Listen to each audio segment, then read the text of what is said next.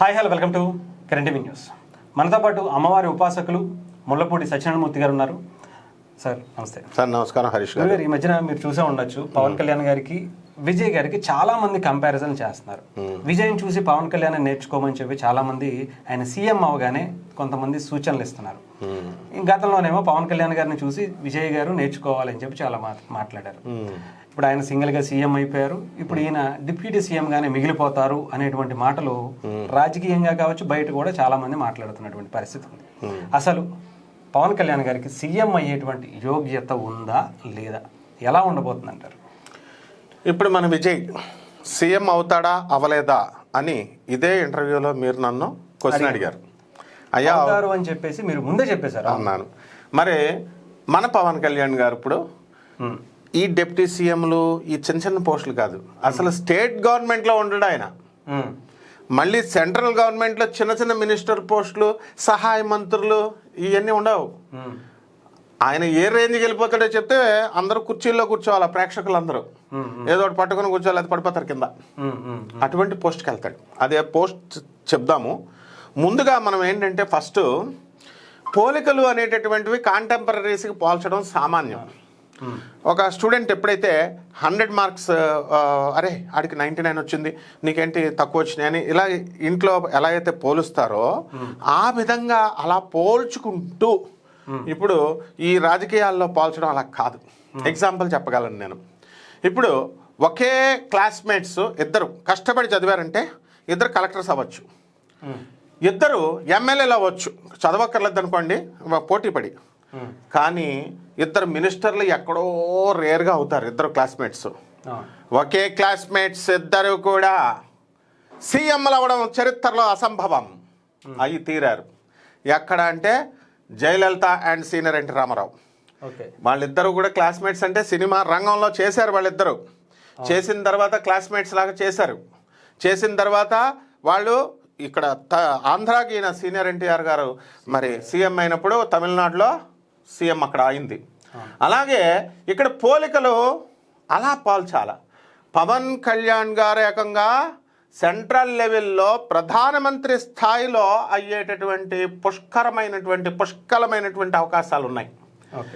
అంటే ఇది ఇప్పుడు చెప్తే అందరికి అవునా అంటారు. కానీ అప్పుడు రాజకీయాల్లోకి ఎంటర్ అయితే 2 yearsలో రాజకీయాలు ఏం చేస్తాడులే అమ్మ, అక్కడ స్ట్రాంగ్ స్టాలిన్ ఉన్నాడు, ఇక్కడ అన్నాడీఎంకే పార్టీ ఉంది, 15 ఓట్లే వస్తాయి అని మొత్తం అందరు నన్ను భయపెట్టారు. నేను సీఎం అవుతాడు రామర్రో, వస్తాయి సీట్లు, విజయ్కి హవా నడుస్తుంది. చెన్నైలో చదువుకున్నాను, ఐఐటీలో నేను, నాకు తెలుసు చెన్నై ట్రెండ్. అక్కడ కూడా మమతా బెనర్జీ ఓడిపోతుంది, మాకు ఆనంద్ మార్గ్ ఆశ్రమం, మన ఆనంద్ మార్గ్ ఆశ్రమం తెల్జలాలో, లేక్ గార్డెన్స్ కలకడాలోనే ఉంది, మమతాని దింపేస్తారని తెలుసు నాకు. అయినా ఎవడు నమ్మలా, నన్ను భయపెట్టారు. అలాగే ఇప్పుడు ప్రధానమంత్రి అవుతాడంటే పవన్ కళ్యాణ్ గారే నమ్మరేమో, కానీ పవన్ కళ్యాణ్ గారి దగ్గర గొప్ప వ్యక్తిత్వం ఉంది. ఆయన మీద ఆయనకు నమ్మకం. సనాతన ధర్మం, సనాతని నరేంద్ర మోడీ గారు వచ్చి ఏ సనాతని అంటూ ఆయన రెస్పెక్ట్ ఇస్తారు, ప్రేమగా పిలుస్తారు. చంద్రబాబు నాయుడు గారిని ఎక్కడ మీ సనాతని ఎక్కడ అని అడుగుతారు. అలాగే ఆయన ఇంటికి వెళ్ళారు. అది ఆయన చేసుకున్న రెప్యుటేషను. అక్కడ పోలికలు చూసినప్పుడు మామూలు జనం, పామర జనం ఏమనుకుంటారంటే మామూలు జనానికి ఏదో అంటారంతే. వాళ్ళ అభిమానుల్ని ఎప్పుడు కూడా మనం ప్రేమించాలి, వాళ్ళ అభిమానులను వాళ్ళు ప్రేమిస్తారు చక్కగా. కాబట్టి అది సరదాగా చేసేటటువంటి ప్రేక్షకులు సరదాగా చేసేటటువంటి ట్రోలింగే నిజమవుతుంది. ఇప్పుడు పవన్ కళ్యాణ్ గారికి ప్రధాని అవుతారు అని చెప్పి ట్రోలింగ్ చేస్తున్నారు. అది వాస్తవం అవుద్ది ఆయన జాతకంలో. ఆయన ఇప్పుడు ఉదాహరణకి ఇప్పుడు ఈయన విజయ్ గారిని నేను ఇంటర్వ్యూ చెప్పిన తర్వాత ప్రధాని అదే మన సీఎం విజయ్ అని పెట్టారు.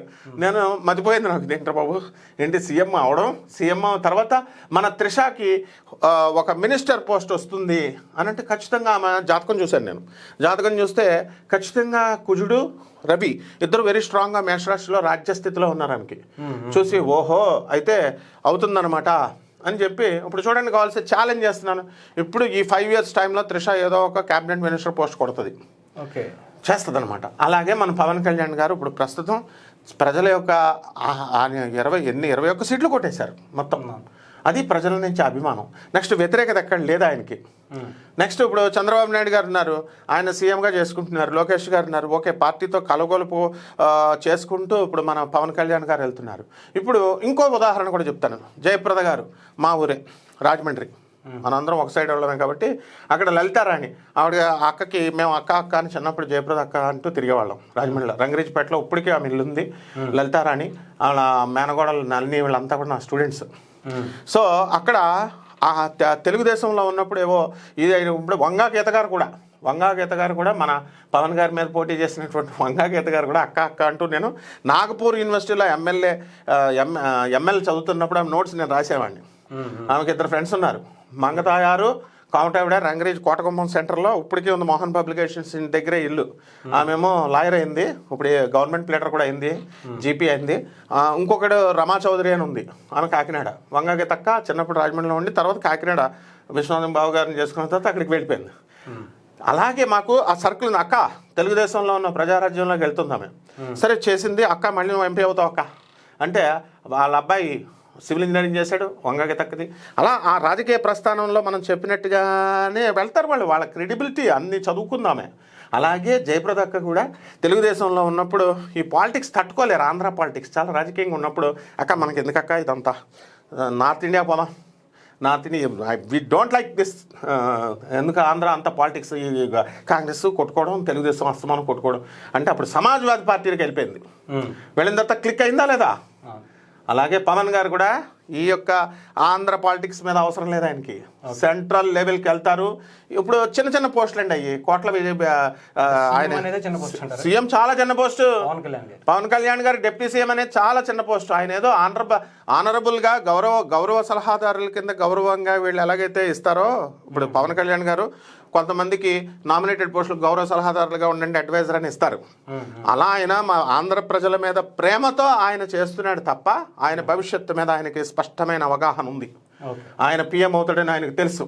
తెలుగు వాళ్ళల్లో పిఎం పివి నరసింహారావు అయ్యాడు, తర్వాత మళ్ళీ నెక్స్ట్ పిఎం తెలుగువాడు పవన్ కళ్యాణ్ అవుతాడు. నేను ప్రూఫ్స్ కూడా చూపించగలను. పోతులూరు వీరబ్రహ్మేంద్ర స్వాముల వారు తన కాలజ్ఞానంలో రాస్తూ గాంధీ అనేటటువంటి వైశ్యుడు గుజరాత్ నుంచి పుడతాడు పోర్బందర్లో అని రాశాడు.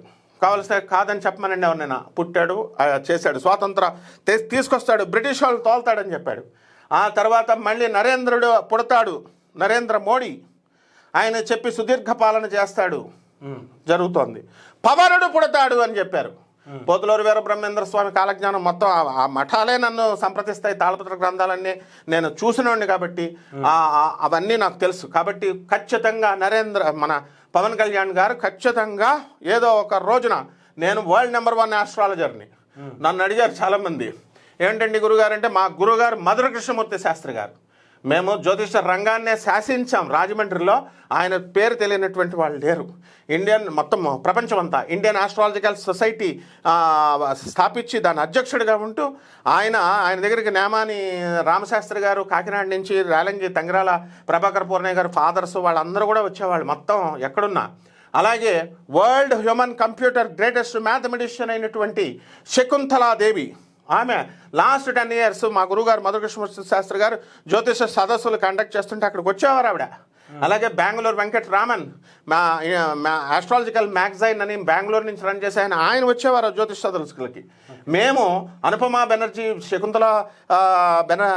శకుంతలాదేవి గారి కుమార్తె అయినటువంటి అనుపమ బెనర్జీకి ముహూర్తం మా గురుగారు పెట్టారు. ఆ క్యాలిక్యులేషన్స్ అని నా ముందు చేశారు. కాబట్టి అటువంటి క్యాలిక్యులేషన్స్తో నేను చెప్తున్నాను, ఇంతవరకు నేను చెప్పింది ఏది ఫెయిల్ కాలేదు. వరల్డ్ కప్ గురించి మనం చేసాం కదా, వరల్డ్ కప్ వస్తుంది అని అంటే బూమ్రా 4 వికెట్లు అంటే 4 ఎలాగండి గురుగారు అన్నావు, 4 కొట్టాడు. తర్వాత మనకి అభిషేక్ శర్మ అందులో ఫామ్లో లేడండి తీసుకుంటారంటే తీసుకుంటారన్నాను, తీసుకున్నారా? మళ్ళీ స్కోర్ ఒక 10 కొడతారన్నాను, కొట్టారా? అది వరల్డ్ కప్ ప్రూవ్ అయిందా? తర్వాత ఈ అస్సాంలో బీజేపీ మళ్ళీ హ్యాట్రిక్ వస్తుందన్నాను, కేరళలో యూడిఎఫ్ వస్తుందన్నాను, వచ్చింది. అలాగే మన విజయ్ గెలుస్తారన్న, స్టాలిన్ ఓడిపోతాడని చెప్పాను, ఓడిపోయాడు. అలాగే బెంగాల్లో మమతా బెనర్జీ తుక్కు అయిపోతుంది, బీజేపీ వస్తుందన్నాను, వచ్చింది. నేను అదే ఎక్స్పీరియన్స్తో, అదే ఎక్స్పర్టైజ్తో, అదే జగన్మాత అయినటువంటి ఆ బెజవాడ కనకదుర్గమ్మ తల్లి సామే వసుధ జిహ్వాగ్రే బ్రహ్మరూప సరస్వతి అక్షరమాలకే అక్షరమాలం కృతే ఐం మత వాగ్వాదిన్యై స్వహ, ఆ వాగ్వాదిని యొక్క వాక్కుతో నేను చెప్తున్నాను. మన బెజవాడ కనకదుర్గమ్మ దేవస్థానానికి మన పవన్ కళ్యాణ్ గారు మిలిటరీ వ్యాన్ వేసుకొచ్చారు, వారాహి పేరు పెట్టారు, అమ్మవారి పేరు పెట్టినప్పుడు ఆయన ఒక మిలిటరీ ఆఫీసర్ కొడుకు, ఆయన తెలీదా ఆర్మీ గురించి? ఆర్మీ కలరు, ఈ కలరు టెక్నికల్గా ఆర్మీ వాళ్ళు ఎవరు, ఆర్మీ కలర్ అది అని అన్నారు. అన్నీ చూసుకున్నాడు రా బాబు, ఆయన వాహనం ఎవడో ఆపలేడు, వారాహి వెళ్ళిపోద్ది అన్నాను. వెళ్ళిపోయింది. కొండగట్టు దగ్గరకు మహాభక్తుడు ఆయన, ఆంజనేయ స్వామి అనుగ్రహ పుత్రుడు ఆయన. అలాగే మన బెజవాడ కనకదుర్గమ్మ తల్లి అనుగ్రహ పుత్రుడు. ఎవడకు వాడే నేను ఆ దేవుడు కొడుకుని, దేవుడు కొడుకుని, నరసింహ బిడ్డని, లేకపోతే ఇంకొక సీతమ్మ కొడుకుని అని చెప్పుకునేటటువంటి వాళ్ళు. మన పవన్ కళ్యాణ్ గారు సాక్షాత్తు వారాహి తల్లికి కాశీలో ఎంత ఇది తీసుకొచ్చారంటే, ఆయన చెప్పడం వల్ల కాశీలో ఏమైందంటే చక్కగా మనకి ఆ వారాహి దగ్గర ఫుల్ లైన్. ఇప్పుడు వారాహికి ఉపాసనకి ఆయనే ఆది పురుషుడు అని చెప్పొచ్చు మనం. అక్కడ తెలుగు రాష్ట్రాల్లో కూడా చాలా పెరిగాయి ఇప్పుడు. మరి ఆ వాహనం ఆగిందా? ఆగదన్నాం. 21కి కొట్టుకొచ్చాడు. ఆ విధంగా ఆ వాక్తో నేను చెప్తున్నాను, మన బెజవాడ కనకదుర్గం దేవస్థానానికి వచ్చారైనా, చేసుకున్నారు. అక్కడ ఉన్నటువంటి మా బెజవాడ దేవస్థానంలో ఉన్న శంకర్ శాండిల్య, ఉమాకాంత్ శర్మ, మేమంతా మా గురువుగారు అయినటువంటి ప్రధాన పూజారి అయినటువంటి దత్తాత్రేయ శర్మ గారు ఆ కిందే మల్లికార్జునపేటలో కిందే ఉండేవారు, కీర్తిశేషులు. మా బెజవాడ గుడి అక్కడికి వచ్చారైనా. అందువలన ఆయనకు ఆ శక్తి ఉంది. ఖచ్చితంగా ఆయన గెలిచి తీరతాడు, ప్రధానిగా ఉంటాడు. అందులో ఏ డౌట్ లేదు. కాకపోతే 10 ఏళ్ళు అలా పడుతుంది, పట్టనేయండి. రైట్ గురుగారు. ఎందుకంటే చాలా మంది ఇప్పటి వరకు సీఎం అనే అంటున్నారు, కానీ పవన్ కళ్యాణ్ గారు సీఎం పోస్ట్ చిన్నదంతా మనకొద్దు. కోట్ల సూర్యప్రకాష్ రెడ్డికి పిఎం అనాలి, అన్ని తీరాలి, గెలుస్తాడైనా. ఇప్పుడు కోట్ల సూర్యప్రకాష్ రెడ్డికి ఏమి ఇచ్చారండి? చిన్న పోస్ట్ ఇచ్చారు, రైల్వే సహాయ మంత్రులే ఇస్తారు మనకి. అలాగే ఆంధ్ర మీద, మనకి తెలుగు ప్రజల మీద గౌరవం లేదు కేంద్రానికి. ఎప్పుడైనా ఫుల్ ఫ్లెడ్జ్డ్ పోస్ట్ ఇచ్చారా? కిషన్ రెడ్డికి సహాయ మంత్రి పోస్టే, బండి సంజయ్కి సహాయ మంత్రి పోస్టులే. ఎవరికి? మనకి విమానయాన శాఖకి సంబంధించి కేబినెట్ మినిస్టర్ ఇచ్చారు రామ్మోహన్ నాయుడు గారు. ఆయన ఏదో ఒకటి, ఆయన సహాయ మంత్రులే. అవన్నీ ఫుల్ ఫ్లెడ్జ్డ్ ఇవ్వరు, నార్త్ ఇండియాకి ఇస్తారు. కానీ ఫుల్ ఫ్లెడ్జ్డ్ ప్రధానిగా, ఫుల్ ఫ్లెడ్జ్డ్గా పివి నరసింహారావు గారికి ఎలా ఇచ్చారో, ఒక తెలుగువాడికి ఎలా ఇచ్చారో, పోతులూరు వీరబ్రహ్మేంద్ర స్వామి వారి కాలజ్ఞానం ప్రకారం మన పవన్ కళ్యాణ్ ఖచ్చితంగా ప్రధానమంత్రి అవుతాడు. ఇందులో ఏ డౌట్ లేదు. ఇందులో ఈ వరల్డ్ నెంబర్ 1 జ్యోతిష్కుడిని నేను చెప్తున్నాను. కేవలం టెక్నికల్ వాల్యూస్ కమాన్ విమర్శించే వాళ్ళ, లేకపోతే డౌట్ ఉన్న వాళ్ళకి నేను చెప్తున్నాను. నాసా లైవ్ రిపోర్ట్స్ని బట్టి చెప్తున్నాం మీకు. ఇప్పుడు గురుగ్రహం ఉంది. గురుడు చిరంజీవి గారికి కూడా కర్కాటక రాశిలో ఉన్నాడు. గురుడు 8వ ఇంట్లో ఉన్నాడండి. 10వ ఇంట్లో ఉండాలని చెప్పడం కాదు. గురువు యొక్క, ఆయన పవన్ కళ్యాణ్ గారు పుట్టినప్పుడు 0/3/5 వెలాసిటీ ఉంది. ఈ వెలాసిటీ మ్యాగ్నిట్యూడ్, దాని విలువ నేను చెప్తున్నాను. దాన్ని ఎందులో కొలుస్తారో మీరు చెప్పండి చూద్దాం. ఇప్పుడు మనిషి విలువ 80 కేజీలండి. 80 కేజీలకి 80 అన్నది నేను చెప్పాను. మీ బరువు 80 అనుకోండి. 80 అన్నది నేను చెప్పాను. కేజీ అని బరువుని కేజీల్లో కొలుస్తామన్నది చెప్పాలి. అలాగే ఒక 100 రూపాయలు ఒక సిమ్ము 100 అనేది నేను చెప్పాను, రూపాయలు అన్నది చెప్పాలా. వెలాసిటీ అనేటటువంటి దాన్ని, జూపిటర్ యొక్క వెలాసిటీ, గురుగ్రహం 0/3/5 అన్నది విలువ నేను చెప్తున్నాను. దేంట్లో కొలుస్తారో చెప్పమనండి వీళ్ళందరినీ. ప్రపంచంలో ఉన్నటువంటి జ్యోతిష్కులకి అందరికీ సవాల్, ప్రపంచంలో ఉన్నటువంటి శాస్త్రవేత్తలందరికీ సవాల్.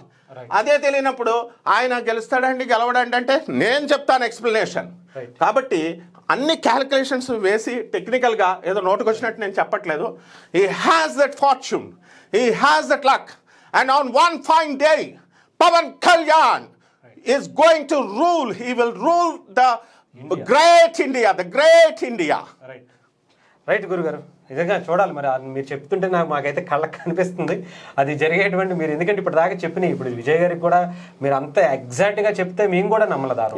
బట్ నేను అలా కొంచెం ఏదో ఆశ్చర్యపోతున్నాను. రేపు పొద్దున పవన్ కళ్యాణ్ గారు పిఎం అయితే కూడా గురువు గారు చెప్పినటువంటి దాని మీద నిజమని నమ్మేటువంటి పరిస్థితి అయితే ఉంటుంది. థ్యాంక్ యూ గురుగారు. థ్యాంక్స్ అండి.